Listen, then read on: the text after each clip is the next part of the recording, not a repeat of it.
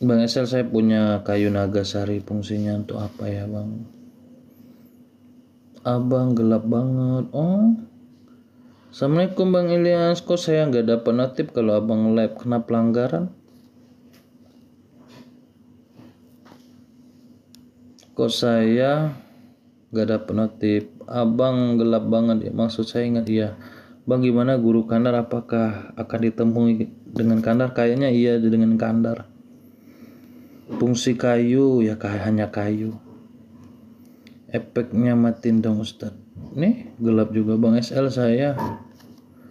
Assalamualaikum Bang, maaf baru gabung. Iya. Nah kan enak. Kayu nagasari itu kalau dipercayai untuk energi, memang punya energi, tetapi tidak untuk kita besarkan. Kenapa? Itu kan ciptaan Allah, sehingga Allah berikan sedikit energi. Energi fungsi apa? Bisa jadi obat, tergantung kita manfaati. Tapi kalau kita bisa kaji lebih besar lagi, kok bisa Allah ciptakan hanya sekedar kayu kok bisa bermanfaat? Nah apalagi kita sebagai manusia, sebenarnya manfaat sebaik-baik ilmu tuh ada dalam diri kita sendiri guys.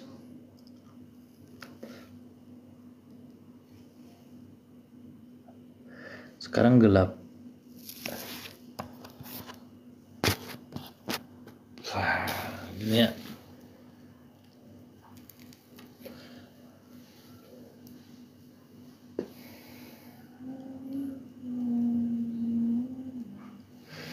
Jadi begitu guys, insyaallah.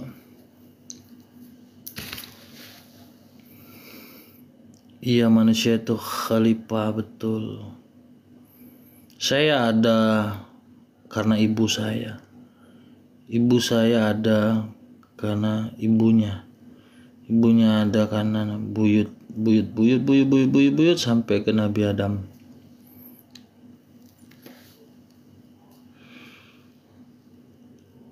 Baru lab. Kalau yang saya salah nanya tuh, ya maaf ya bang, enggak salah. Saya enggak, insya Allah bagus kok pertanyaan itu, karena sampean merasakan diri sampean. Dan saya tidak harus mengatakan sampean itu buruk banget, tidak. Di dunia ini semua Allah ciptakan perbedaan. Mata kita kalau kita lihat sebelah, pencahayanya, penglihatannya kurang. Begitupun sebelahnya. Makan juga nggak selamanya kanan nanti pindah kiri, nanti kiri pindah kanan. Pendengaran kita juga bisa jadi kelebihannya berbeda-beda. Tangan juga kan keseimbangannya berbeda. Otak kanan, otak kiri, hidung kanan, hidung kiri. Itu semua ada perbedaan. Begitu juga siang dan malam. Kenapa Allah ciptakan siang, kenapa Allah ciptakan malam, dan Allah ciptakan manusia juga ada baik ada buruk. Dan gak berarti kita katakan yang buruk itu salah, lalu kita bilang yang benar itu yang paling benar. Tidak juga. Adanya orang benar juga karena adanya orang salah. Ada orang salah juga karena ada orang benar. Begitupun juga semua yang ada di dunia ini tak luput dari pergerakan oleh Allah Subhanahu wa taala, maupun diri kita, langkah kita. Semua termasuk hewan, termasuk tumbuhan bergerak karena atas izin Allah. Jadi nggak bisa saya katakan saudara terlalu buruk banget, tidak. Tapi saya yakin saudara akan bisa memahami itu pada saatnya. Cuma jangan sampai penyesalan itu datang pada saat akhir. Penyesalan datang pada saat tubuh kita sudah tak normal lagi. Kalau bisa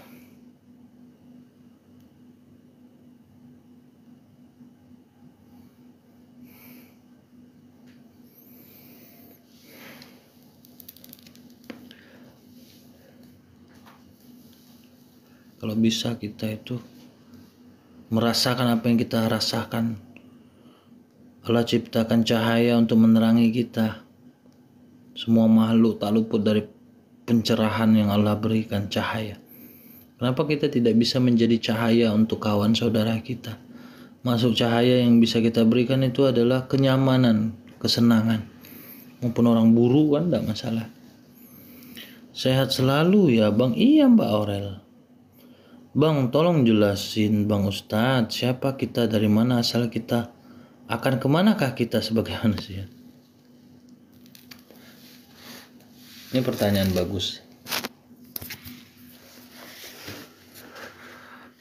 Gak mungkin kita hanya diciptakan Allah dari setetes air hina. Terjadilah segumpal darah besar, lalu Allah tiupkan ruh, bergerak, lalu kita hidup. Kita sudah hidup di dalam alam rahim. Kok bisa sih kita bisa hidup di dalam alam rahim? Kenapa? Karena di dalam rahim gelap. Di saat kegelapan itulah Allah beri kehidupan. Lalu kita terlahir terang. Di saat terang itulah mulai ada kegelapan. Apa yang gelap? Hati. Lalu tujuan kita hidup ini untuk apa Allah beri akal? Kenapa? Karena akal ini bisa akan menyelamatkan kita, bisa akan menyesatkan kita. Kalau kita tersesat, Allah nggak rugi. Berarti engkau golongan yang tersesat. Dan itu juga tak luput dari Allah yang gerakkan. Karena kita yang inginkan. Lalu kalau kita baik juga, itu juga tak luput dari yang Allah gerakkan. Berarti kita sedang memanfaatkan akal yang Allah berikan untuk yang baik. Gitu. Lalu apa gunanya kita hidup? Apa hanya makan? Apa hanya minum? Apa cuma sekedar bisa bekerja, cari duit, memperkaya diri? Lalu kita menikah, melahirkan anak, lalu mati. Kenapa Allah ciptakan dunia? Semua lengkap. Allah beri tumbuhan, Allah beri hewan untuk melengkapi kita. Tapi yang paling spesial di mata Allah itulah adalah hambanya atau umat daripada Nabi Muhammad SAW atau manusia lah, katakanlah pada umumnya. Lalu manusia itu Allah beri akal, Allah beri perasaan, Allah beri hati, Allah beri nafsu. Untuk apa? Nafsu halal kalau kita lakukan pada tempatnya, itulah namanya syariat, menikah. Tapi kalau kita zina itu diharamkan. Lalu kita salah apa? Marah boleh, tapi pada tempatnya, dengan nada yang baik. Kita tahu kita marah, tapi kita bisa mengendalikan amarah kita. Itu ya. Lalu kita nggak ada salahnya untuk mencari uang sebanyaknya dari yang mana Allah ciptakan tumbuhan. Allah ciptakan tanah supaya kita bisa menanam singkong. Lalu hasil dari singkong yang kita tanamkan itu kemana larinya? Apa hanya sekedar perut? Mungkin kita bisa memberikan manfaat untuk orang lain. Gitu. Terus tujuan kita hidup ini apa jadinya Bang? Tujuan kita hidup ini Allah ingin kita ini seperti mana Allah ciptakan matahari. Supaya kita bisa supaya matahari bisa menerangi bumi, dunia. Di saat gelap kita butuh apa? Matahari tidak akan selamanya ada. Makanya Allah ciptakan akal sehingga kita bisa menciptakan lampu. Ini lampu nih, ini malam. Tapi kita menciptakan lampu untuk menerangi diri kita. Berarti semata-mata kita tidak akan selamanya berharap pada matahari terus. Karena matahari harus berotasi untuk ke yang lain juga. Nah, bagaimana ketika gelap? Kita apakah selalu butuh dengan keterangan? Kita harus gunakan akal. Makanya ciptakanlah Allah yang namanya cahaya. Cahaya bisa dari yang sesuatu yang diciptakan. Bisa jadi dari api. Api juga bisa cahaya, terang. Kalau api kita gunakan untuk membakar udah salah. Tergantung kita. Tujuannya jadi maknanya apa? Kita harus bisa memberikan kebahagiaan pada orang dengan sesuatu yang bisa kita berikan. Makanya itu gunanya manfaat. Semua makhluk yang Allah ciptakan di dunia itu harus bisa bermanfaat. Allah ciptakan kambing supaya kita bisa menikmati makan. Allah ciptakan kelinci supaya kita bisa juga menikmati bagaimana makan kelinci, ayam, sapi. Tapi yang Allah istimewakan adalah kita. Bagaimana kita bisa menjadi orang yang berguna dan bermanfaat untuk orang lain. Gitu. Dan kita akan kemana pada saat itu nanti? Kita akan mati. Tapi rasa tidak akan mati. Rasa ini datang dari mana? Ya seperti kita. Kalau kita makan nafsu, itu rasa. Allah ciptakanlah rasa melalui nafsu. Saya makan enak, enak banget gulai. Itu rasa. Itu rasa pada saat masih di dalam diri kita. Termasuklah kita makan lewat mulut. Dan rasa bukan karena lapar. Rasa sakit hati, rasa dihina itu juga rasa. Kita masih merasakan, ya Allah sakit banget ya saya dihina tadi, malu sekali. Itu rasa. Rasa juga banyak, rasa bahagia, senang ada. Tapi rasa itu tidak akan pernah hilang. Ketika kita pun mati, kita masih bisa merasakan sakaratul maut, sakitnya. Terus setelah kita mati, pasti ada kehidupan. Itulah kehidupan setelah mati. Rasa itu masih ada. Makanya namanya rasa itu ketika kita merasakan penyesalan di saat kita hidup itu selalu melakukan keburukan. Nah, rasa itu akan terus. Dan apakah rasa itu keluar? Kalau orang baik semasa hidupnya bermanfaat untuk umat selanjutnya, termasuk anak, mencontohkan akhlak kita kepada anak-anak pakai, itulah namanya amal jariah. Kebaikan yang selalu mengalir pada kita. Nanti ketika kita mati, itulah namanya rasa. Rasa apa yang kita rasakan? Kalau rasa sakit, ya sakit. Berarti kita selama hidup ini tidak ikhlas ketika kita akan mati. Kita nyimpen duit, takut duitnya habis, kita simpen. Pada saat itu Allah mau gak mau sudah menakdirkan kita pulang. Lalu tertinggallah uang tersebut, mati kita. Setelah mati itu secara dokter kita mati. Jasad yang mati. Ruh gak mati. Nah, ruh ini apakah lepas, apa dikurung, apa masih menempel dalam diri kita?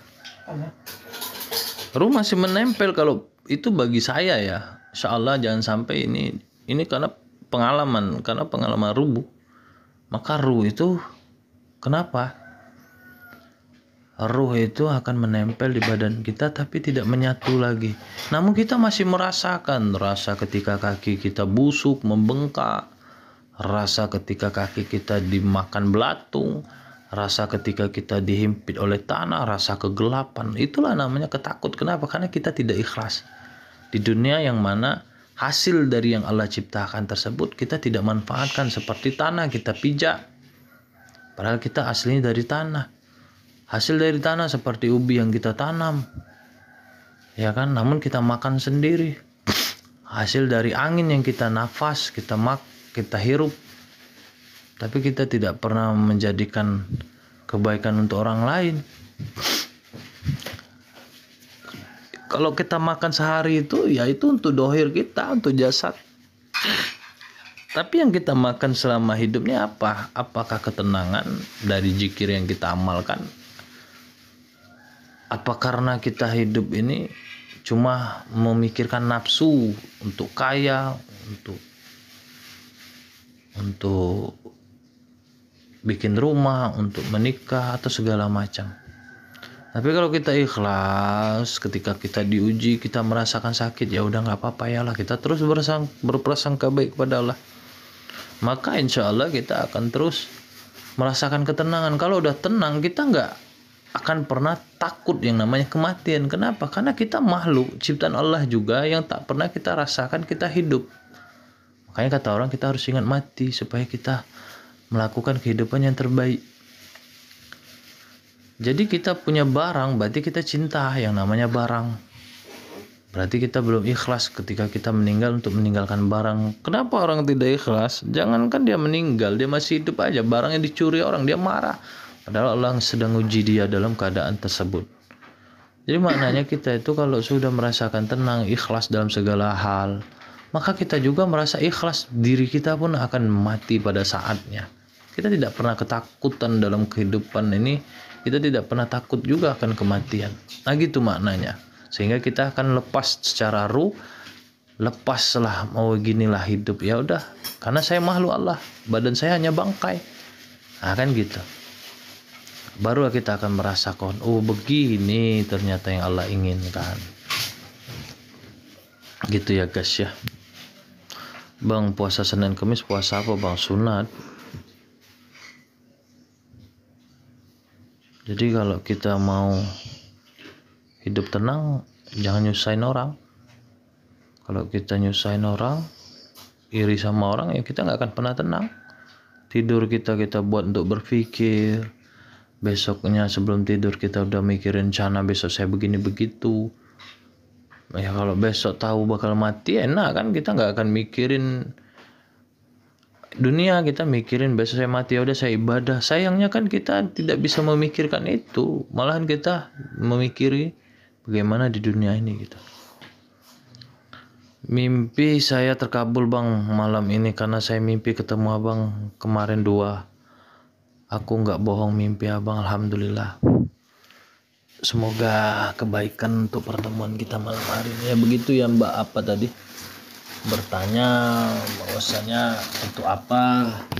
Jadi anggap aja nur kan cahaya.